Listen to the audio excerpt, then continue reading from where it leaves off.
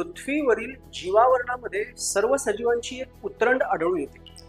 त्या उतरंडीमध्ये सर्वात शेवट कोण असतो? तर सर्वात शेवट असतो जीव किंवा ऑर्गॅनिझम. हा कोण आहे?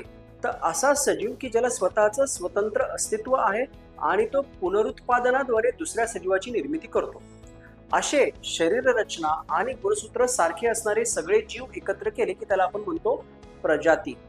एखाद्या प्रजातीमधील सगळ्या जीवांची संख्या जी आहे तिला आपण म्हणतो जीवसंख्या किंवा पॉप्युलेशन.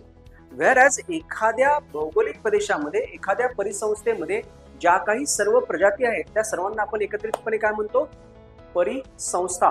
त्या परिसंस्थेमधला समुदाय.